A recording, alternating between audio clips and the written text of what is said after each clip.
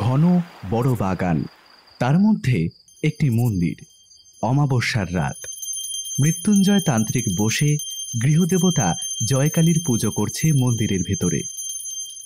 বাইরে ভোরের প্রথম আলো ফুটছে।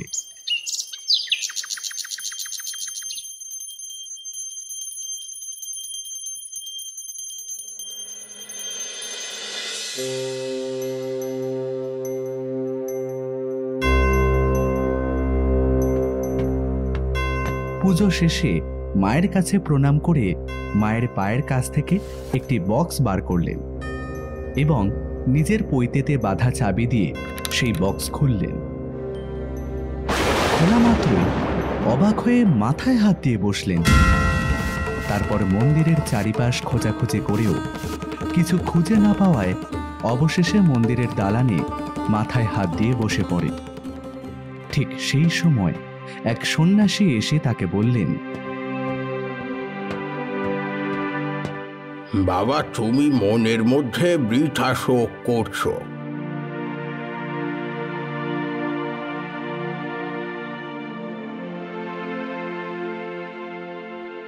আপনি অন্তর্যামী, না হলে আমার শোক কেমন করে শুনলেন? আমি তো কাউকে কিছু বলিনি। বৎস, আমি বলছি, তোমার যা হারিয়েছে তার জন্য তুমি আনন্দ করো, দুঃখ করো না। আপনি তো তাহলে সবই জেনে গেছেন। তাহলে কেমন করে সেই জিনিস আমার হারালো, কোথায় গেলে ফিরে পাবো, তা যদি আপনি আমায় না বলেন তবে আমি আপনার পা কখনো ছাড়বো না। আমি যদি তোমার অমঙ্গল কামনা করতাম তবে বলতাম, কিন্তু ভগবতী দয়া করে যা নিয়েছেন সেজন্য দুঃখ করো না। এরপর মৃত্যুঞ্জয় সন্ন্যাসীকে তুষ্ট করার জন্য নানাভাবে তার সেবা করল। পরের দিন সকালে সে নিজের গোয়াল থেকে টাটকা দুধ দই নিয়ে এসে দেখে সন্ন্যাসী আর নেই, চলে গেছেন।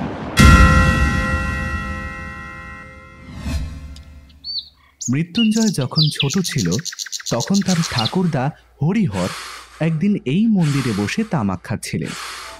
এমনি করে এক সন্ন্যাসী জয় হোক বাবা বলে সেখানে উপস্থিত হয়েছিল।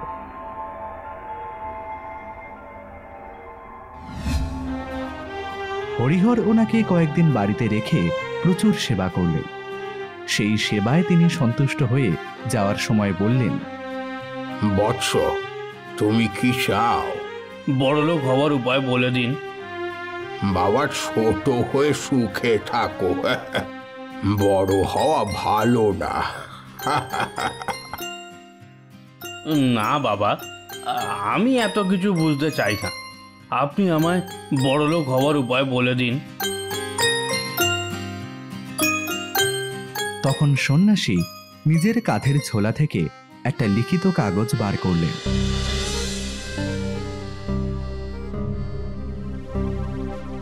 সেই কাগজে নানা সাংকেতিক চিহ্ন আঁকা, আর সকলের শেষে একটা ছড়া, পায়ে ধরে সাধা, রানাহি দেয় রাধা, শেষে দিলরা, পাগল ছাড়ো পা, তেঁতুল বটের কোলে, দক্ষিণে যাও চলে, ঈশান কোণে ঈশানী, কহে দিলাম নিশানী। বাবা, কিছুই তো বুঝতে পারলাম না। কাছে রেখে দাও, দেবীর পুজো করো, তার প্রসাদে তোমার বংশে কেউ না কেউ এই লেখাটি ঠিক বুঝতে পারবে। তখন সে এমন ঐশ্বর্য পাবে জগতে যার তুলনা নেই। হ্যাঁ, বাবা কি কিছুই বুঝিয়ে দেবেন না? না, সাধনার দ্বারা বুঝতে হবে। এইসব কথাবার্তা চলছে সেই সময় হরিহরের ভাই শঙ্করকে হঠাৎই সেখানে আসতে দেখে হরিহর তাড়াতাড়ি সেই কাগজটা গুটিয়ে নিয়ে নিজের পেছনে লুকিয়ে রাখার চেষ্টা করল। সেই দৃশ্য দেখে সন্ন্যাসী তাকে বলল, বড় হওয়ার পথের দুঃখ এখন থেকেই শুরু হলো। কিন্তু গোপন করবার দরকার নেই, কারণ এই রহস্য কেবল একজনই মাত্র ভেদ করতে পারবে। হাজার চেষ্টা করলেও আর কেউ তা পারবে না। তোমাদের মধ্যে সেই লোকটি যে কে তা কেউ জানে না। অতএব এটা সকলের সামনে নির্ভয়ে খুলে রাখতে পারো।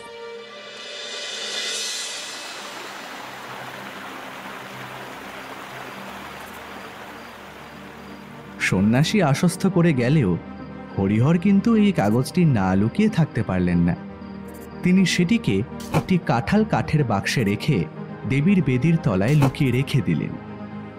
প্রত্যেক অমাবস্যায় রাতে দেবীর পুজো করে সে কাগজটি বের করে দেখতেন, যদি দেবী তুষ্ট হয়ে তাকে বুঝবার শক্তি দেন।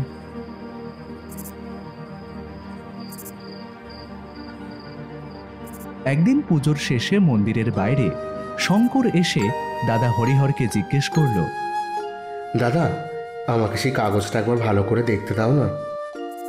দূর পাগল, সে কাগজ কি আর আছে? বেটা ভণ্ড সন্ন্যাসী কাগজে কতগুলো হিজিবিজি কেটে আমাকে ফাঁকি দিয়ে চলে গেল। আমি সে কাগজ পুড়িয়ে ফেলেছি। এই ঘটনার পরে হঠাৎ করেই শঙ্করকে আর খুঁজে পাওয়া যায় না। এভাবে কিছু বছর কেটে গেলে হরিহরের মৃত্যুকাল আসন্ন হলে সে তার একমাত্র সন্তান শ্যামাপদর হাতে এই কাগজটা তুলে দিয়ে মারা যান।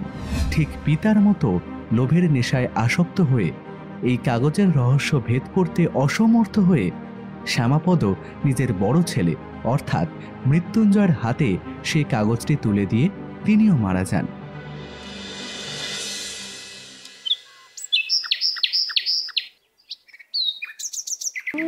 সেই কাগজটায় আজ মৃত্যুঞ্জয় খুঁজে পাচ্ছে না। তিনি মনে মনে ভাবলেন, এই সন্ন্যাসী অন্তর্যামী, এই সন্ন্যাসীকে এত সহজে ছেড়ে দিলে চলবে না।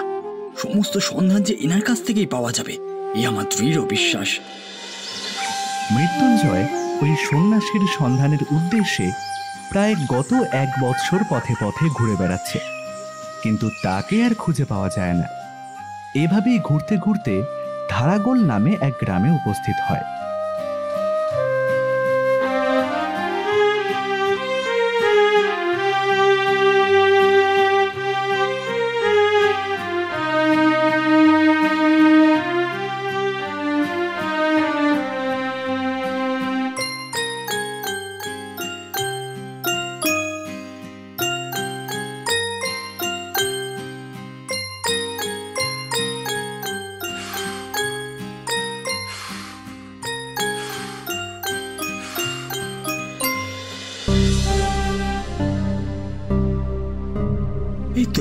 এই তো সেই সন্ন্যাসী।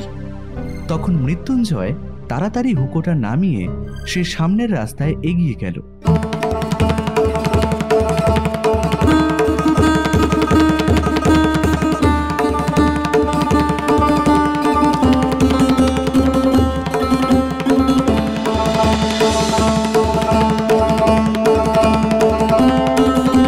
কিন্তু সন্ধে হয়ে যাওয়ায় সে আর কাউকে দেখতে না পাওয়ায় সেই মুদির দোকানে ফিরে এসে দোকানদারকে জিজ্ঞেস করলো, আচ্ছা দাদা, এই যে মস্ত বড় বন দেখা যাচ্ছে, ওখানে কি আছে? ওইখানে ওই এককালে ওই বন বড় শহর ছিল, কিন্তু তারপরে এক মুনির অভিশাপে ওখানকার রাজা প্রজা সবাই মরকে মরে যায়। লোকে বলে ওখানে অনেক ধনরত্ন আজও খুঁজলে পাওয়া যেতে পারে, কিন্তু দিনে দুপুরেও ওই বনে সাহস করে কেউ যেতে পারে না। যে গেছে সে আর ফিরে আসেনি। তারপরে সে চিৎকার করে বলে, পেয়েছি, আমি পেয়েছি। এটা বলার সঙ্গে সঙ্গে পাথরের পেছনে লুকিয়ে থাকা মৃত্যুঞ্জয় পা ফসকে ধপ করে পড়ে যায় নিচে। এই শব্দে সন্ন্যাসী চমকে ওঠায়, তার হাত থেকে মশাল পড়ে গিয়ে নিভে যায়। অন্ধকারের মধ্যে সন্ন্যাসী জিজ্ঞেস করল, তুমি কে? কে তুমি?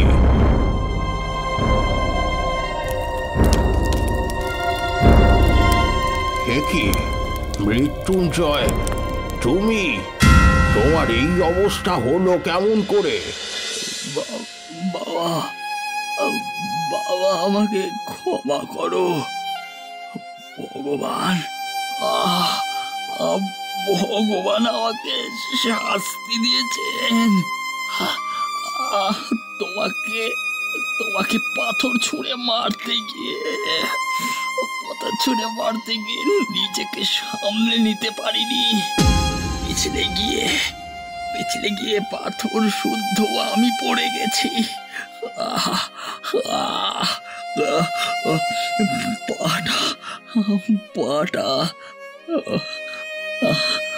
পাটা নিশ্চয়ই ভেঙে গেছে আমার।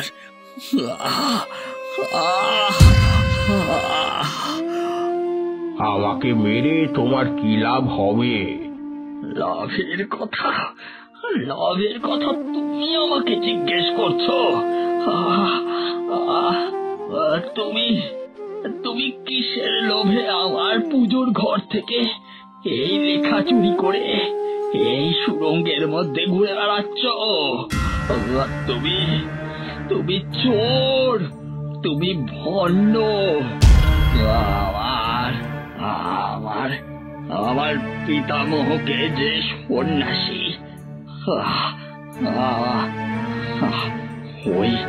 ওই লেখা দিয়েছিলেন, তিনি বলেছিলেন আমাদেরই বংশের কেউ না কেউ এই লেখার সংকেত বুঝতে পারবে। এই গুপ্ত ঐশ্বর্য আমাদের বংশের প্রাপ্য। তাই আমি এই কদিন না খেয়ে না ঘুমিয়ে ছায়ার মতো তোমার পেছনে ঘুরে বেড়াচ্ছি। আর যখন তুমি বলে উঠলে পেয়েছি, তখন আমি আর থাকতে পারলাম না। আমি তোমার পেছনে পেছনে এসে এই গর্তটার ভিতরে লুকিয়ে বসেছিলাম। ওখান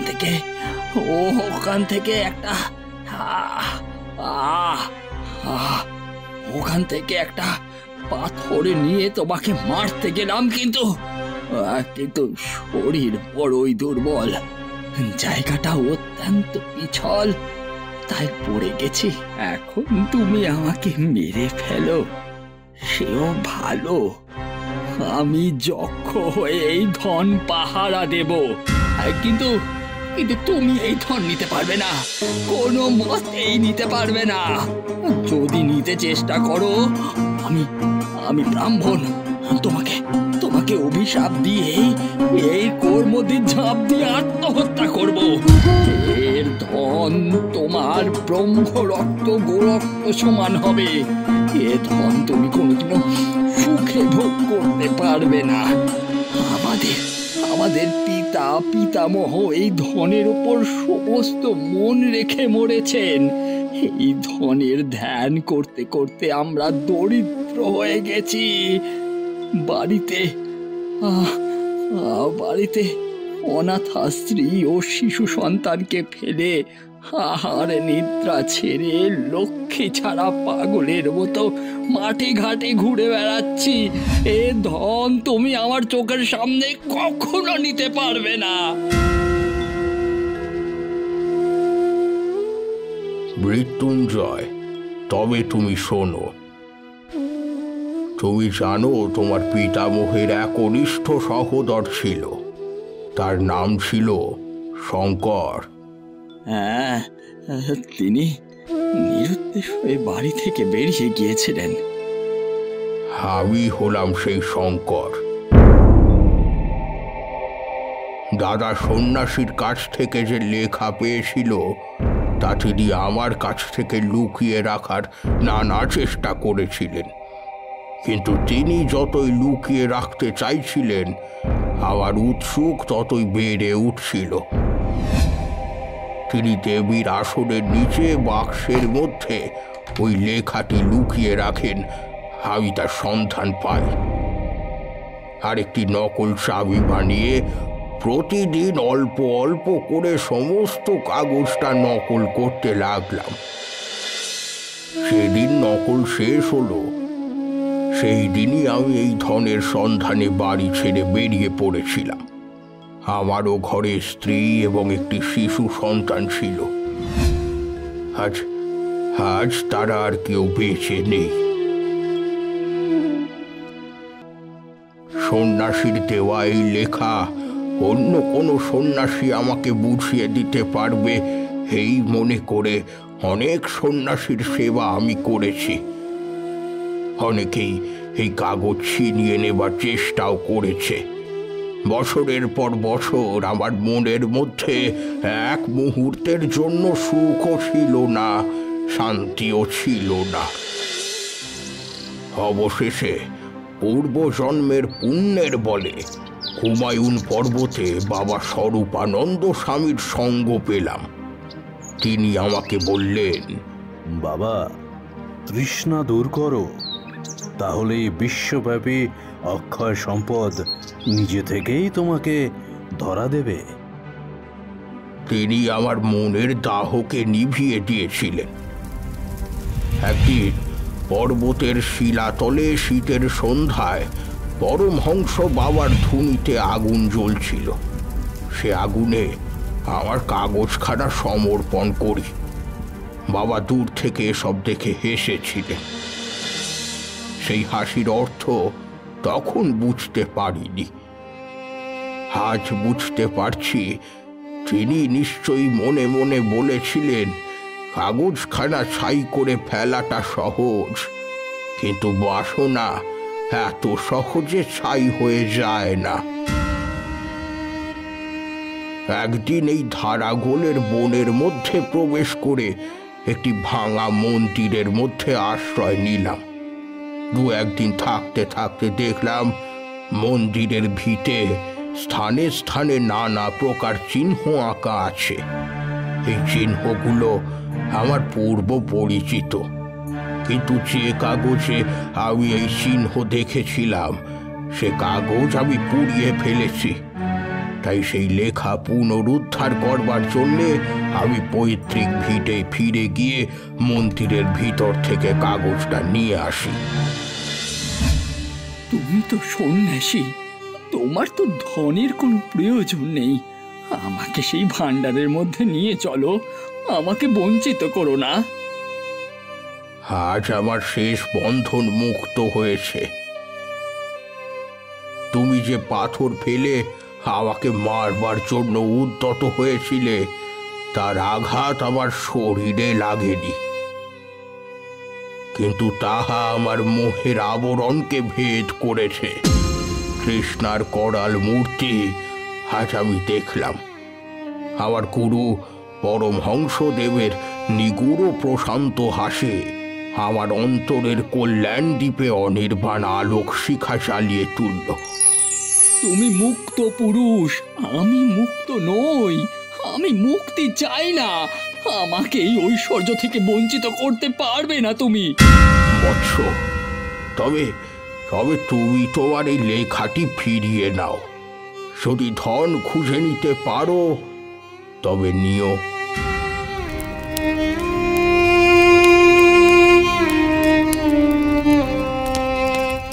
আমাকে দয়া করো, আমাকে ফেলে যেও না, আমাকে দেখিয়ে দাও।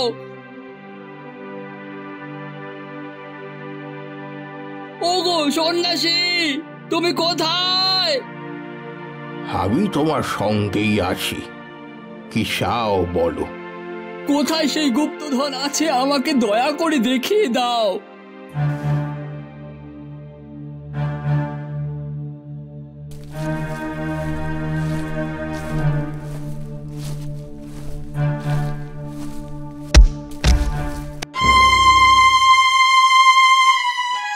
ওগো সন্ন্যাসী, তুমি কি এখানে আছো?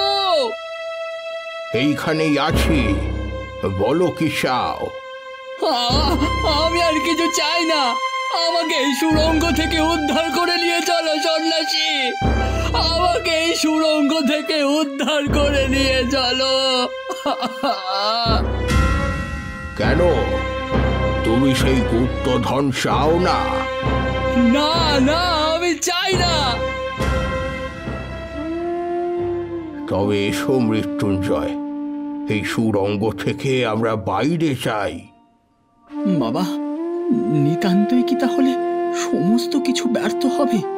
এত কষ্টের পরেও কি গুপ্তধন পাবো না?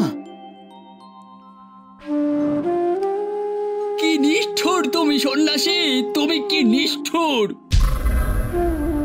ওগো নিষ্ঠুর সন্ন্যাসী, আমি গুপ্তধন চাই না, আমাকে উদ্ধার করো, আমাকে উদ্ধার করো, আমাকে উদ্ধার করো।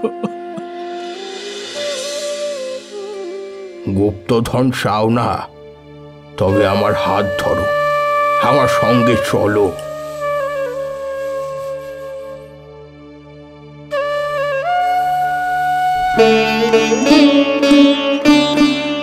সেই আলোতে এগিয়ে যেতেই দেখল মশালের আলোতে যত দূর দেখা যায় শুধুই সোনা আর সোনা, স্বর্ণমুদ্রা, অলংকার, আরো কত কি।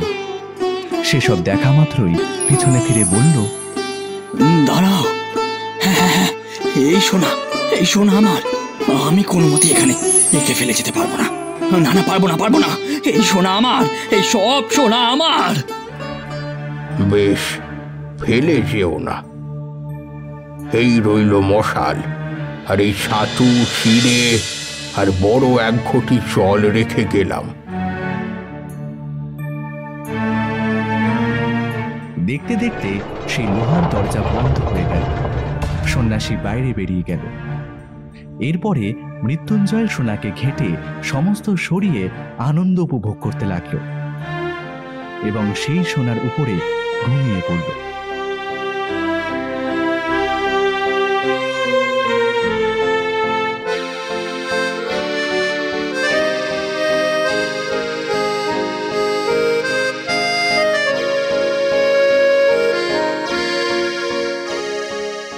এই সোনা নিয়ে আমি ফিরবো কি করে?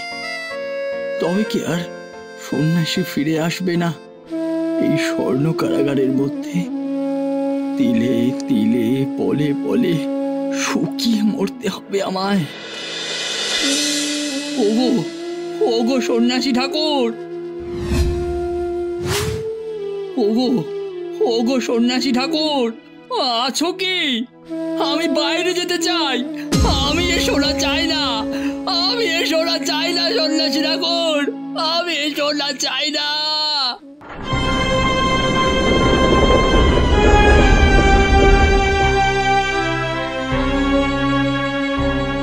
মৃত্যুঞ্জয়, কি চাও? আমি আর কিচ্ছু চাই না, আমি এই সুড়ঙ্গ থেকে, অন্ধকার থেকে, গোলক ধাঁধা থেকে, এই সোনার গাড়র থেকে বাইরে যেতে চাই। আমি আলো চাই, আমি আকাশ চাই, আমি মুক্তি চাই। এই সোনার ভান্ডারের থেকেও মূল্যবান রত্ন ভান্ডার এখানে আছে, একবার যাবে না সেখানে? না না না, আমি যাব না, আমি আর কোথাও যাব না। একবার দেখতে যাওয়ার জন্যও কৌতূহল নেই? না, আমি কিচ্ছু দেখতে চাই না। আমাকে যদি কৌপিন পরে ভিক্ষা করে বেড়াতে হয়, তবু আমি আর এক মুহূর্ত এখানে কাটাতে চাই না। আচ্ছা, তবে এসো আমার সঙ্গে।